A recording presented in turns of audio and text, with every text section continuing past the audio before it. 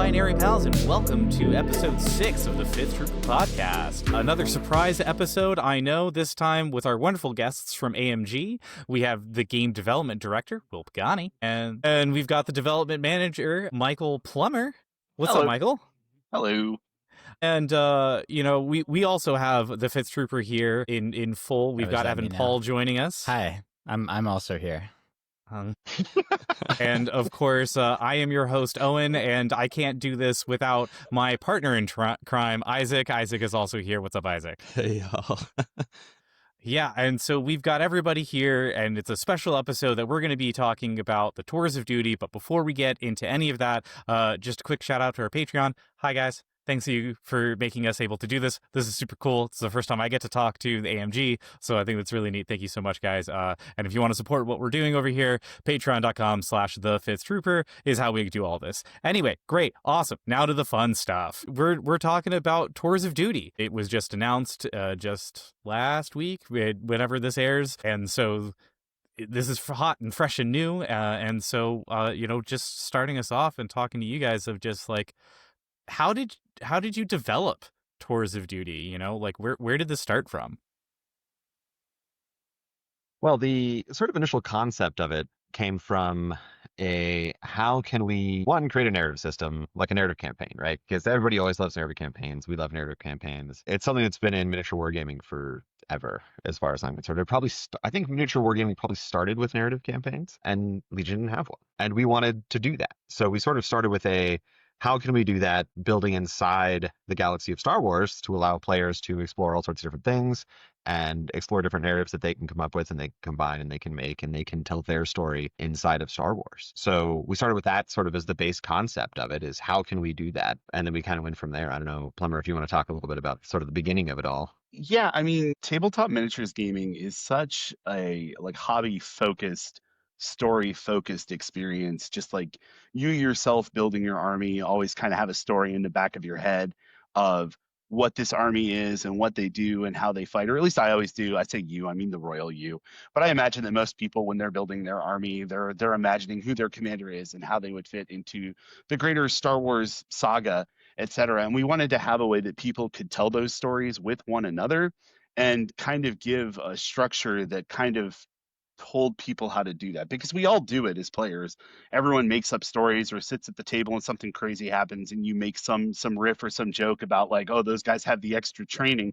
So we wanted to have a sort of skeleton by which players can get permission and an understanding of ways that they could do that and have those troopers have the training because they did so well in their last game, and like make those stories into not just a little quip that you have with your opponent, and maybe you remember that joke that you told 3 years ago at the table, but have like an actual, representation of that we can look at the dossiers from our register and say like, oh yeah, these are my veterans. This is this unit, and they do these things, and they're so cool because XYZ.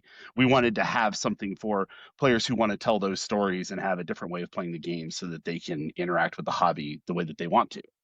And I think it also really came in when we were doing the customizable characters and stuff. Right? One of the big pushes on those is it allows the players to explore what are the different options there, right? What kind of characters can they make? What kind of options exist inside of the world of Star Wars for people to do? And then we're like, well, what if we took it further? What if we made it your entire army that you could do this for, your entire force? And how can we create something that allows people to explore that and do that even further? Could I ask how long ago the development began for Tours of Duty? I mean, I want to say we started this even before the customizables were a thing, and then it was kind of slow rolled. So probably at least 2 years, probably closer to 3. Yeah, I think there's two answers to that, actually. There's like, when did we start development on this? And I think Pagani's right. It was 2 or 3 years ago that we started having a document that we were putting together and saying like, we want to make this thing. This is what it should be like. This is what it should do.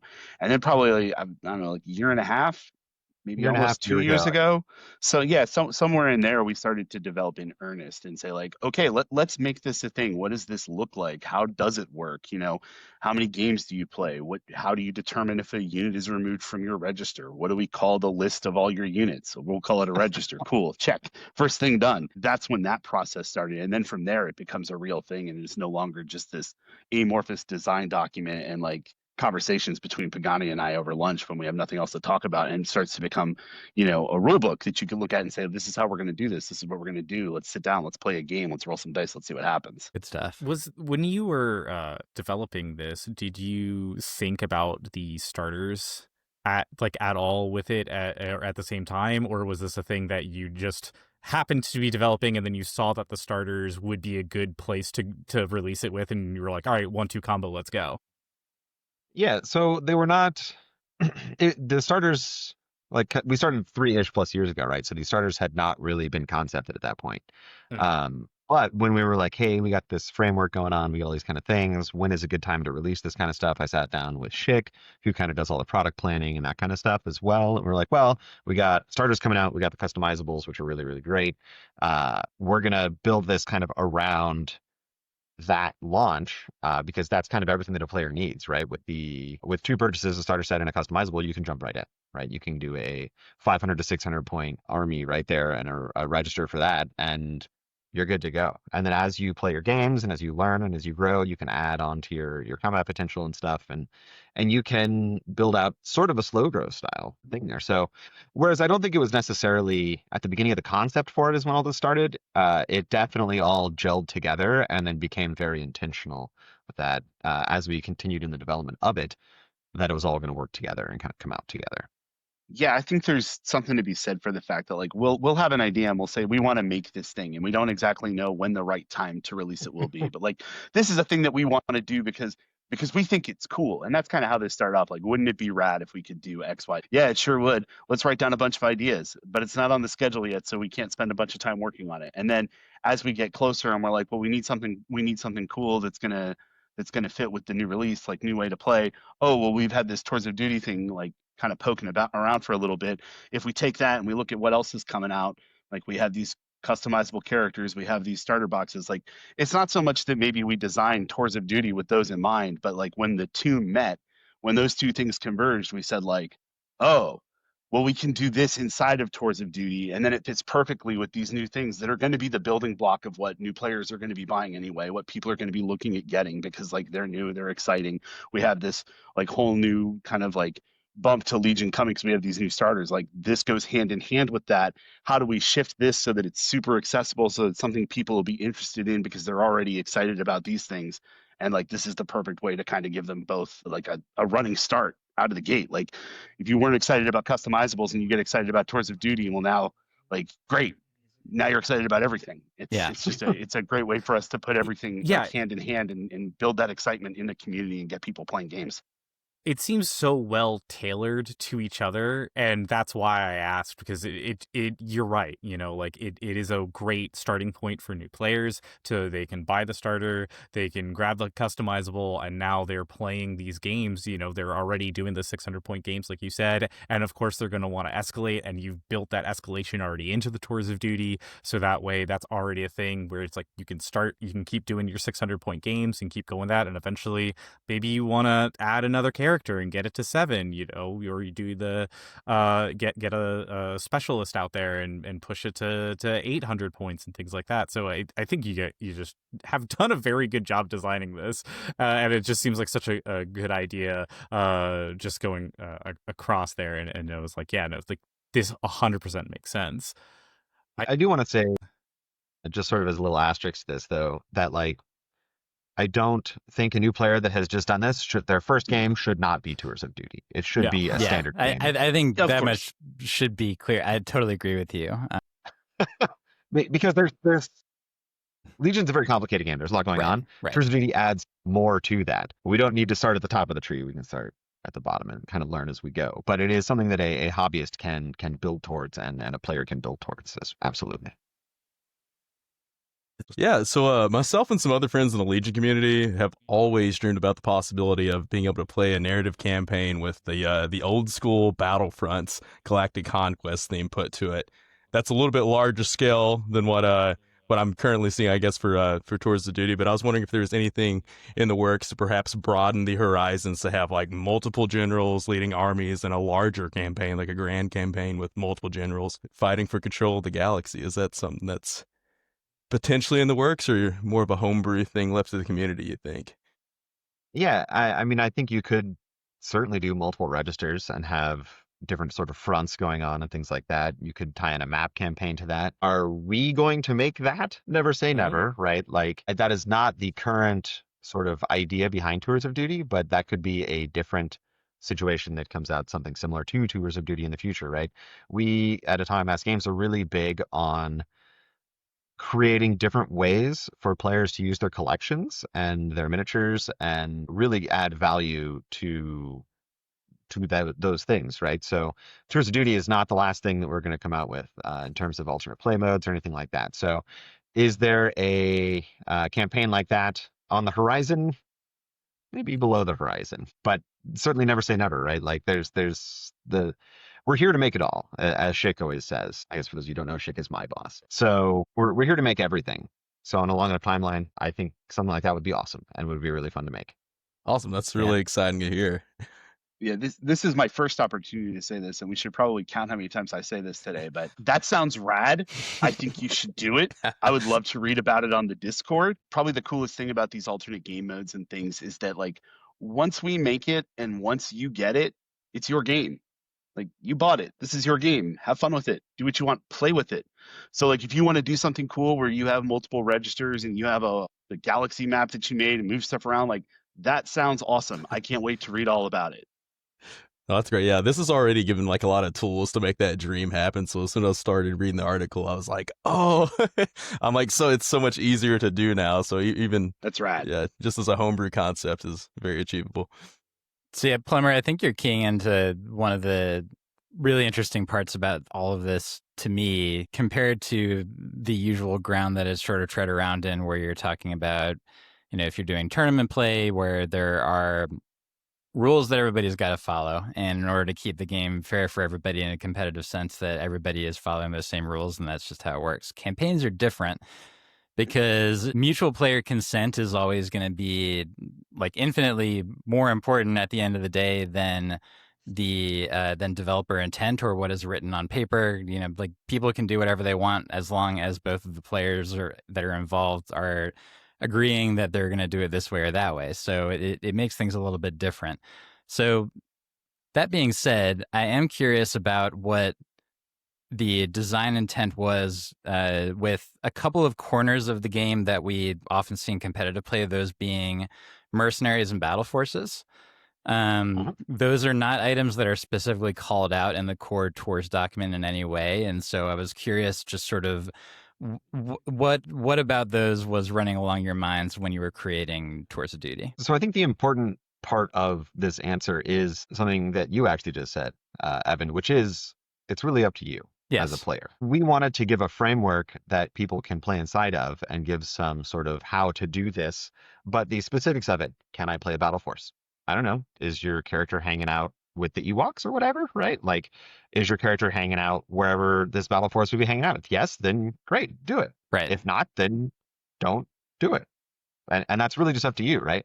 Because my thought on this, and once again, this is just my thought, and I have, as Plummer has said, I have no authority over what you do in your game store. Exactly. And the AMG police are not going to show up and be like, no, you're doing it wrong. Like, no, they don't exist. All right? AMG police can't hurt you, right? It's the point of this is not to create necessarily the most powerful register that you can, right? It's to tell a story. It's to tell an experience. It's to create a thing that is uniquely yours.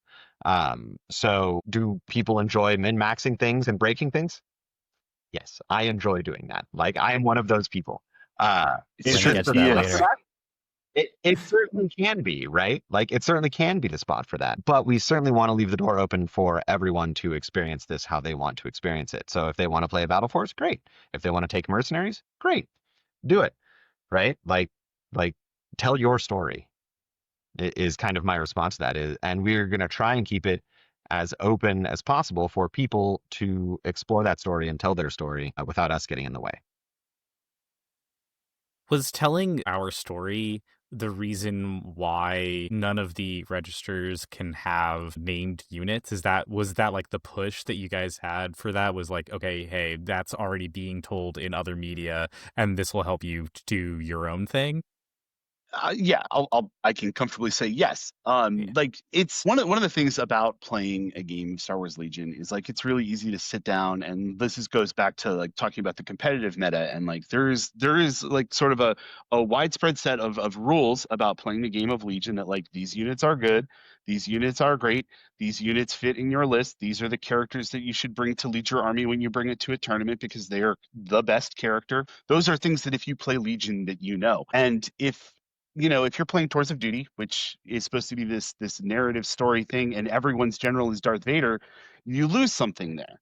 And the ability to name that character and have that self insert and have that moment of like being a little kid and being like, this is my general. They're so cool because they're a Deadeye and they run faster than a Lothcat, or like whatever it is that makes your general cool.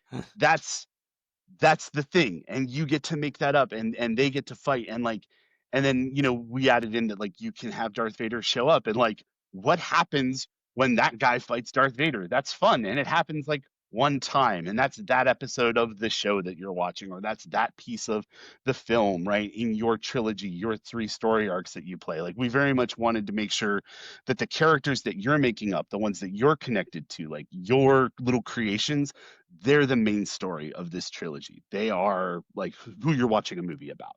And it's hard to do that when Luke Skywalker is there all the time. Oh, 100%. I think that's the greatest, in my opinion, is like one of the greatest strengths of what you guys made is the focus on units that would would have been labeled with the term generic in the past, and that this actually gives an opportunity to create like an infinite number of unique characters. Like, there was, with TV shows such as Star Trek that have been running for a long time, some of my favorite episodes of that are the ones where they peel away from the main cast and then they show just like a bunch of schlubs from the lower decks that are trying to like help the ship work. I think there was a Next Gen episode in later seasons that I remember that was a lot like that. And so even just like thinking of my very first register and playing this campaign, that's been like one of the things that has struck me. And I think that it was really important that you guys incorporated units of every rank into this. So then that includes like both vehicles and trooper units, so that you can have like a squad that has made a name for itself, or you can have a tank that's made a name for itself by messing up all the time and that it's riddled with setbacks. And so it's like trying to finally break through and actually hit something for once. Like, all those things are possible. And I'm really looking forward to experiencing all of that myself. It's definitely given me the ability to look at some things that I wouldn't normally look at on my list and just been like, oh, why don't I bring this? Because I could potentially upgrade it and make it better. And like, maybe I will have a Tauntaun unit called, like the Hoth Chargers or something, and see how that works. Like that might be really fun, when normally I would, if I, at least in a competitive standpoint, I go, not really worth it putting in my list, I won't play them. But now I'm like, hey, why not play it? Like I'm telling a story. And so I want to be able to have these things in there that maybe even if they aren't good, they're at least fun to use and play. And so it's giving me that opportunity, which I think is great. Isaac, did you want to ask your question about custom commanders? Yeah, I was wondering, like, it seems like with all the new customizable commanders and the operatives that they're like a really essential part of filling like the Paragon role in Towards the Duty Army registers. So I was wondering, do you guys think that there's going to be more unique, like, or more like customizable units, maybe not necessarily characters, but like units, core units, support units, tanks, whatever it might be, just to kind of broaden the types of units that you see in those Towards the Duty registers? As a sort of core component to the game, is that kind of what you're asking about, like for standard Legion? Yeah, well, like, would there be like a possibility of maybe there's units that are for Standard Legion and Towards the Duty, or maybe there's specific Towards of Duty units that are being released, or even other customizable units as a whole, just anything that might broaden it a little bit? We can't speak too much to future releases, but what I will say is I think they're very cool. And I think they're very well received and they're very cool, which usually is the combination that says we should do more. I will not commit to anything past that. Hey, that's a completely acceptable answer. That's great. Yep. I mean, I don't accept it, but that's not up to me. I think all that like I really have to say to that is that what you're asking about, like in the short term, like that's what the commendation system is for and all about. Is like your unit survives through these battles, and now they get tactical one, and they couldn't have tactical one before, and like that's neat, that's fun. I can do that, and that's cool, right? That's where you get to customize your units, and like eventually you find out again like what's the best, and then eventually you're like, well, I don't care what's the best because this unit did this stupid thing, so now they have infiltrate because they were so good in that last game. And for me, that's where the fun really comes, is when something stupid happens in a game, and that's why I choose their upgrade, and I give them something that's, probably bad, but it's fun. Like that's the best. That is really cool. Speaking of like the battles, you have introduced turning points into the tours of duty. Just wondering from your perspective, like all of them have these wonderful narrations to them. Were there specific episodes or comic lines or story moments in the Star Wars canon that inspired these that you looked at and you were like, "Oh, we should do this"?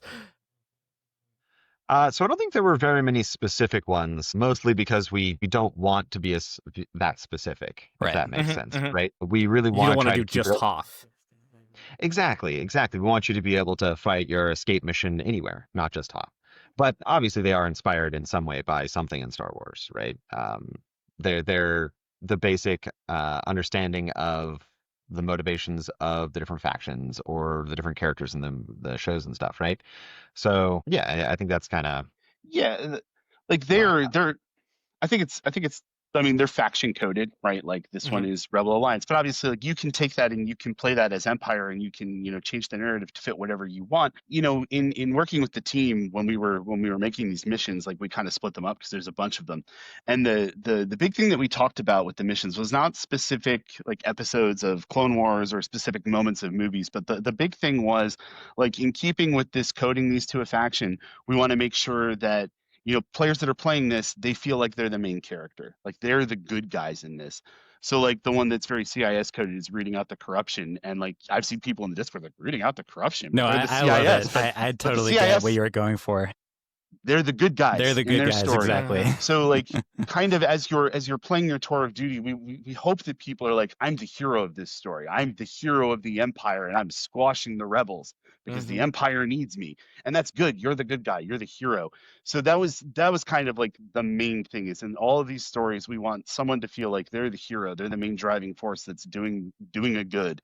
And then like the other person is your opponent that you will lay waste before you because you're the good guy.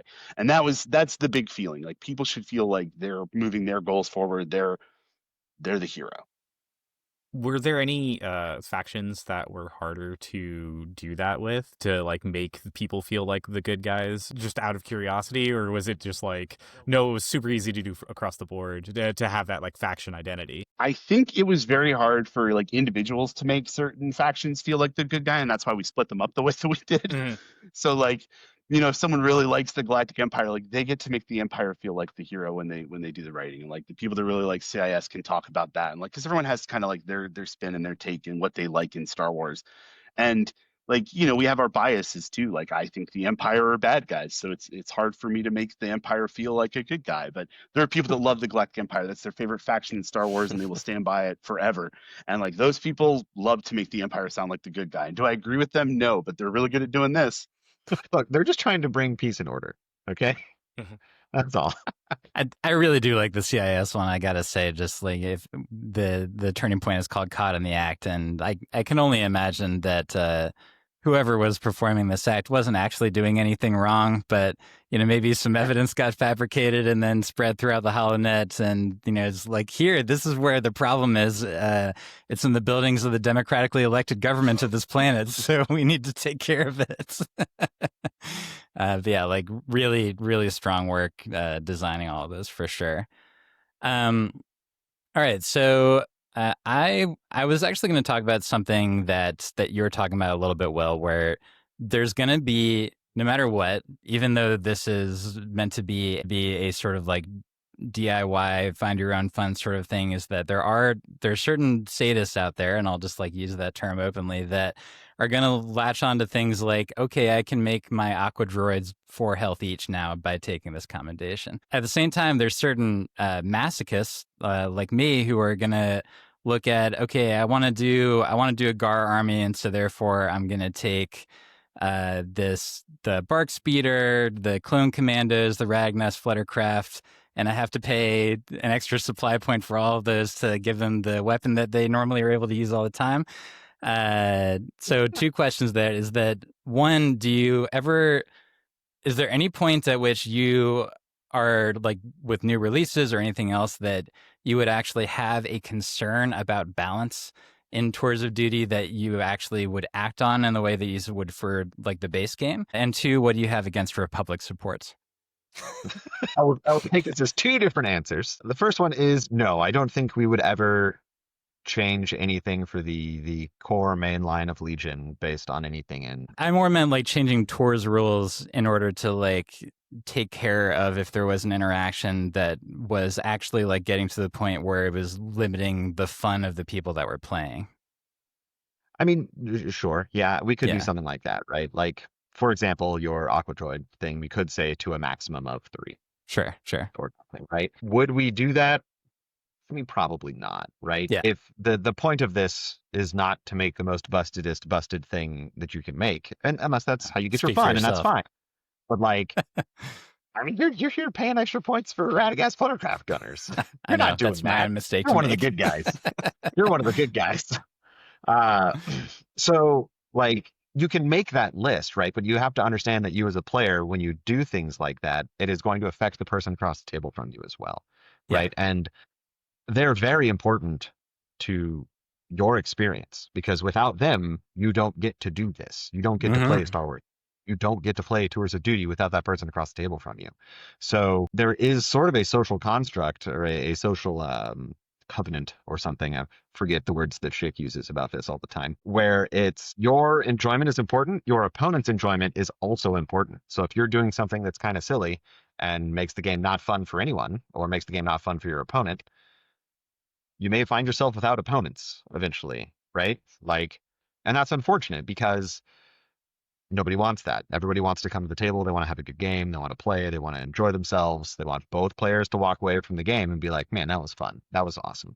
And I think that has a whole nother step added to it in Tours of Duty, which is no longer this was fun, this was awesome, but now it is, man, that was really narrative, or that was really cool, or Right. man, your clone commandos were able to set the bomb up and get caught in the act or whatever, right? Like, that was awesome. So I think that that contract between players is very important in Standard Legion, and I think it is even more important in Tours of Duty. There's definitely a feel of how Magic the Gathering, when you play Commander with people, like, you have to talk to them very much about how Yes, for sure. powerful stuff is, because you don't want to just have the unlimited combos and instantly win. And I feel like that's the same thing here, where it's like, yes, you could make a unit that's completely busted, but then how many people are going to want to play with you after you do that? Yeah, I like to also think like this is a narrative format that's inherently about telling a story. And if you think about all your favorite Star Wars stories, all of your favorite Star Wars media, like, it's usually not about the unstoppable brigade of stormtroopers that take this planet with no problems, no setbacks, no one can stand in their way. They're unstoppable. Like, that's a really boring movie. Like, what gets exciting and what's interesting about, like, the games you play is always like that unit of rebel troopers that destroyed an ATST and held a point for 5 turns. Like, how did that happen? That's amazing. So by giving, like, yes, there's, on the one hand, it's fun to look at Legion, which is this kind of, toolbox of keywords and rules and fun things that we can slap together and make the most powerful thing possible. And that will be fun to play against one another for a little while. And then you can kind of turn your head and look at it another way and say, like, what are the worst upgrades that I can take that make this into, like, my scrappy band of stormtroopers who have been stuck on this mud planet for 15 years and they don't even really know what the war's about anymore. Like, that's also a great story. It's very cool. It's very fun. And you end up with probably infinitely more wacky stories out of that one. And I think that's a big part of why we're all here, is to tell stories about our games with our friends, because I've been playing these games for like 30 some odd years, and I can't tell you anything about games I've won, but I have some stories I could tell you that are great. Yeah, makes sense. And I think the setback system also does a little bit to address this, right? Where if you're like, man, I got this totally busted unit, your opponent's going to focus it down, and it's going to start taking casualties. It's going to start taking setbacks, and maybe it will just be removed from your register, right? Like, that is the possibility that can happen. So if you put all of your eggs in one basket, you're trying to make some busted combo, you can get punished for that too. I think just to follow it up, just because I know that there's going to be a bunch of people that are going to come after me if I don't ask specifically, is there going to be a thought about like incorporating upgrades that are normally zero cost and so they're functionally like used as sort of equips as a way to have those automatically be a part of units when you recruit them? Just because I think some players feel like, and I'm not talking about the Fluttercraft, not being self-serving here. Some players are feeling like it feels like it's a little bit of a tax for something like Death Troopers, where like their gun is normally something that you take for free along with them, but now they have to like pay extra points for or whatever. Yeah, so I don't think so. And the reason I don't think so, right, is because, and we had a lot of talks about this with upgrades, very specifically, like what Yeah. upgrades can you, what can't you take? How do you get them? All this kind of stuff, right? Because one of the most important parts of this is progression, right? So if you have a Fluttercraft without a bomber on it or something, it's going to be dooting around doing its thing and not really doing a whole lot. But then eventually you can be like, man, maybe that, and your commander might notice it in the sky and be like, wow, that thing. That You guy could knows how to drop it. fly. Right, and then you can get a bomber, right? So like that sort of progression is really, really the backbone, I think, of all of this, right? So we tried to give you the absolute least amount of stuff right off the bat, and then give you as a player the chance to level up your units, to get more equipment, to get your cool blasters, to get your cool Fluttercraft bomber guy, right? Like that progression and that stepping stone is like really, really, really important, I think, to the experience of this, because if we just said, hey, you can take all of your zero cost upgrades for free or whatever, uh, a lot of those units don't really have very far to go after that. There's no progression to them. There's nowhere for them to level up or do those things or to get better through the upgrade system, right? They can always get commendations and things like Right, that. right. But there's not a lot of sort of the core Legion experience that is upgrading your units and getting those things that is inside of this for those units. So, All right. yeah. Whereas Very in fair. quips, they're like, this unit just literally doesn't work without this. There are the hard points though, is something that the vehicles are able to take.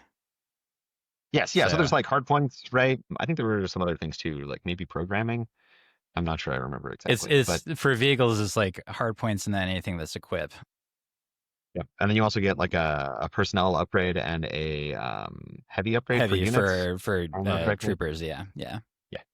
So that kind of gives you your like baseline. This is what your unit is, and then you can start adding on from there, right? Whereas with like say Death Troopers, for example, sure there's a heavy weapon, but that's not like the core of the unit, right? Right, Like right, the core right. of the unit is that cool weapon that they get later. Maybe they just have normal little blaster rifles and they get their cool ones later on Makes sense. for distinguished actions in the field or something. I don't know. You make up your story. Maybe they stole it. Or maybe it was indistinguished actions in the field, and you said we better get these guys better guns. Or the rebels blew up the ship that had it. Yeah, yeah, and yeah. They didn't get their cool blasters, right? Like, who knows? Make up your own story as to why they don't start with it.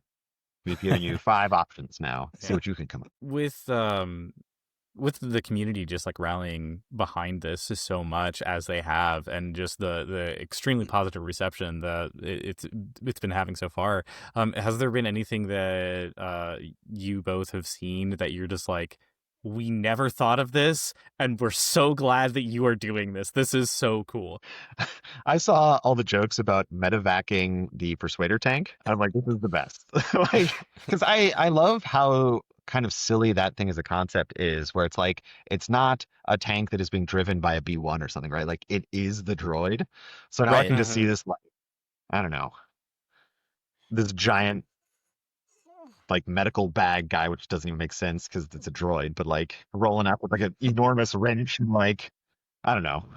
I just think it's hilarious and I love it. But like, it's just something I never really thought about, and it's the best.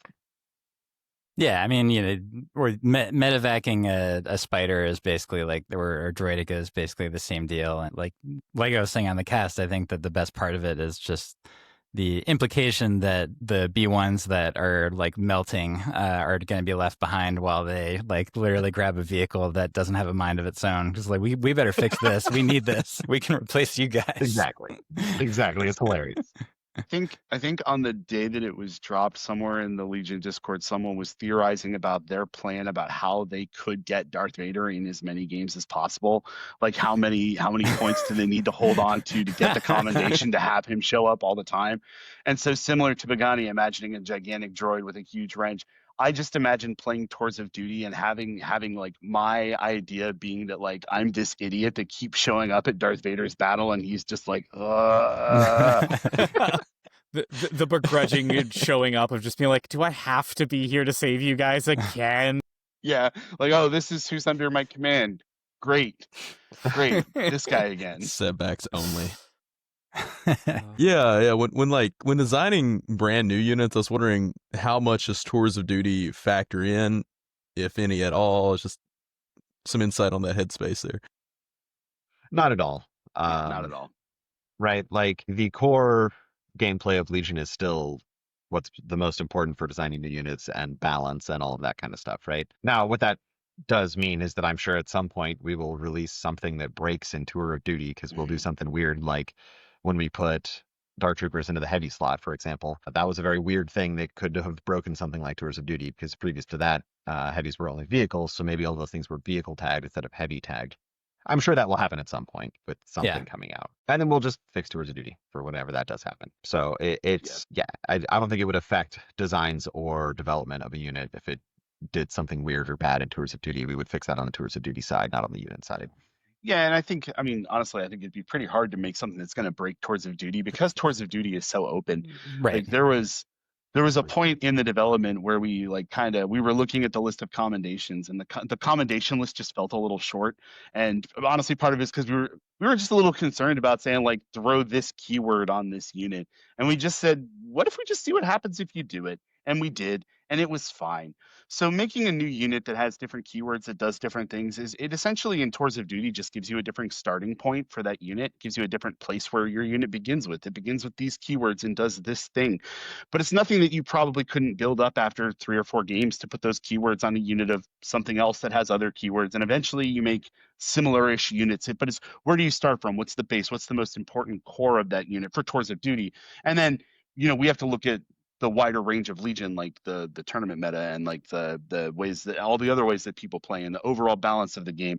Like that's where we're going to be putting our focus when we make a new unit, is like make sure that this core way of playing the game, that is like when you buy your starter box, there's a rule book in there that tells you to play this way. Like it tells you go to the website, here's the rule book. Like that's what we need to focus on when we're making new stuff. And then all of this, like as much as we love Tours of Duty, it is an alternate game mode, and so it is the second concern for balance. Well, that makes a lot of sense. I could imagine it would be very difficult to try to balance everything across all the various game modes. So that's great. That would be difficult. Yes. Yeah, I mean, we can also just touch on this right now. Tours of Duty is not meant to be balanced, particularly. Like, we hope that it's close. That's the but it's like fun. the turning points. We don't really want you to have a 50-50 win rate on your turning point because then it's going to take forever. So we designed the turning points to be favored for the person who's playing the turning point. Not hugely favored, but they should have a 60% win rate, a 70% win rate, a 75% win rate on those turning point missions so that they can complete their story arc and then start their next one, right? So usually they get something extra. It's easier for them to complete their objectives. They get bonus points. They get a bonus special rule, something like that, that will hopefully push them forward completing their story arc. And if they get blown out and they don't, well, then you gotta go figure it out again. And to just talk a little bit more about the turning points, like if you look at them in the way that they're written, like they're written very much like a standard game of Legion. They have secondary objectives and they have objectives and they have all the pieces that make a mission in Legion. And the hope is that like although we have this kind of inherent imbalance in it because you want that psychological bit of like, oh, I'm playing my turning point and I won and that's great. Like hopefully when you look at it as the person who's not playing the turning point and you look at all the cool stuff you get to do or like how different that is for you, like, oh, I'm trying to evacuate my people instead of just trying to destroy the other army, or like, oh, my commander gets to do this cool thing where they're trying to like get pictures of the enemy commander and send them back to home base or whatever. Like it's something different. It's a different way to play so that like although you have that kind of handicap to your chance to win, you have a game within a game, or you have something new and cool that you get to do while you're playing this so that you get a fun experience of playing Legion that is different than you would get even though you may not win the game necessarily. Like we hope that that's there. That's part of the goal as well. For sure. Not to be greedy with it, because I absolutely love the turning points. I think these things are absolutely like one of the coolest things. Do we have like a release window of more of that? Like are we getting new stuff every year? Like what is that looking like for the Tours of Duty and for turning points specifically? I can't answer anything on a timeline here for this, but there will be more things for Tour of Duty coming, is what I will say. So this is not the end. This is not a one and done. We're not walking away. So this is now a supported format that will continue to be supported in the future.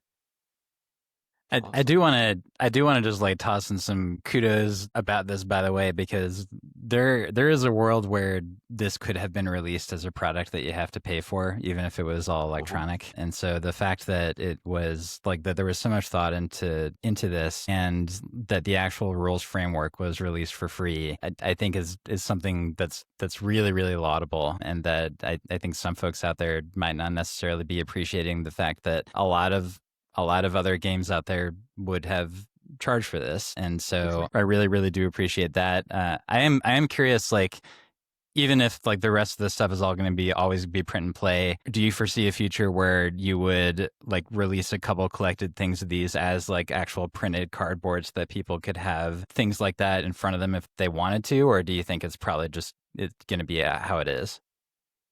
I think the option for both certainly exists, right? Yeah. Yeah. As I've said a few times now, and I will keep saying it, and that's okay. You can keep asking. Is I can't talk about future possible releases, right? Yeah. Of course, makes sense. So should a product exist for this, will it be in physical form someday? Maybe. Right. Yeah, but I the cannot key confirm it, is or that this was designed to be something that anybody who owns the minis can get into. yep, yeah. We talked Yeah. about adding value, right? Like Yeah. the one of our huge things as a studio has always been to give as much value as we possibly can to one, your purchases, right? Because that's important.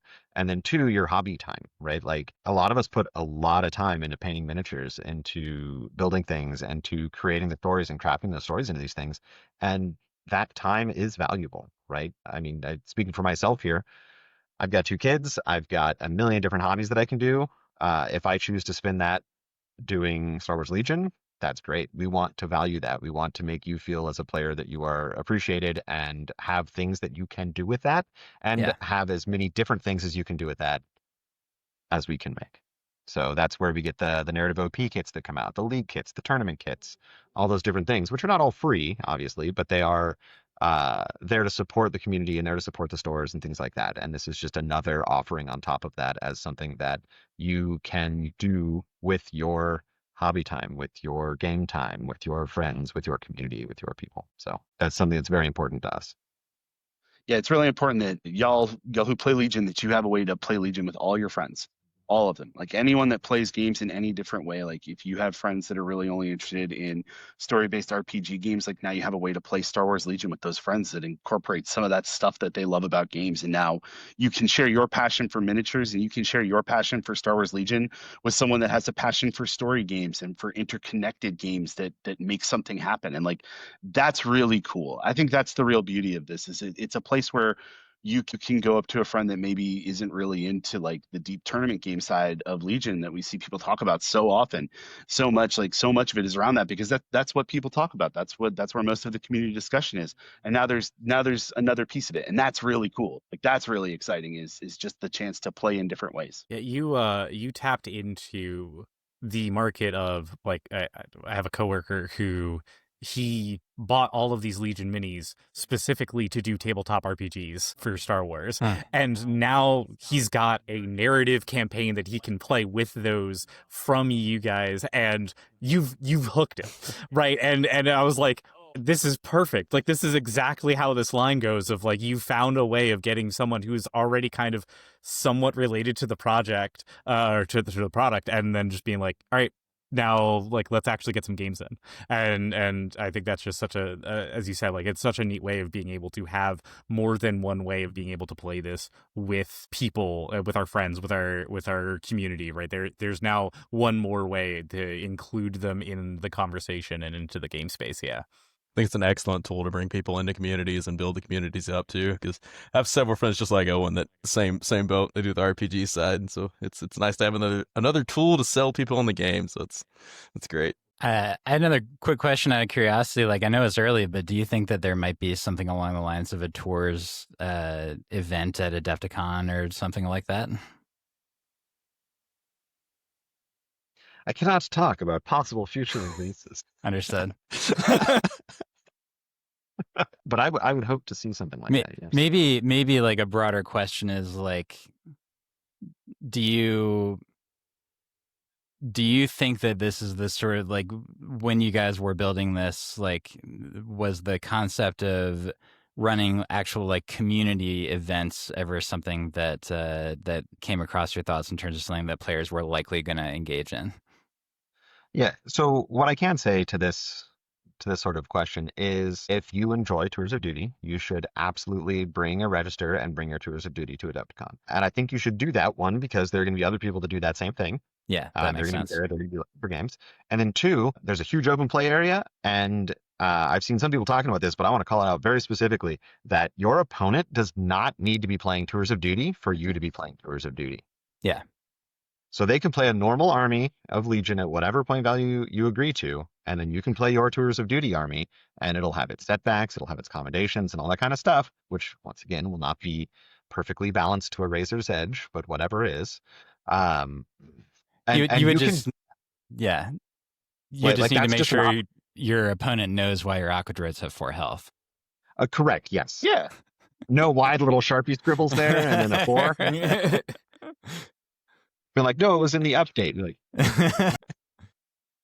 but yeah, so like I think that's just like a really important thing, right? Is anywhere that you go and you want to play Legion, you can bring your register for Tours of Duty, and you say, hey, I want to play a game. Then you go, great, I would love to play a game. How many points you want to play? You'd be like, I'm gonna play 1,000. Do you mind if I use my Tours of Duty thing, right? And if they say no, cool, you play a normal game. If they say yes, great, hit an agenda in there, get it. Yeah, so I guess we can sort of close out by, I was just going to ask you guys, do you have any particular memories of units or dossiers or your paragons, like when you were creating this, that are going to like stick out in your brain? So when we were playtesting this, we didn't obviously sit down and play like 40 games or whatever, right? So we fast rolled out games, and we had to like, well, this percentage of the time your unit dies or whatever, your unit's defeated, and then this percentage of the time they get a thing, and like they did the good thing and like all that kind of stuff.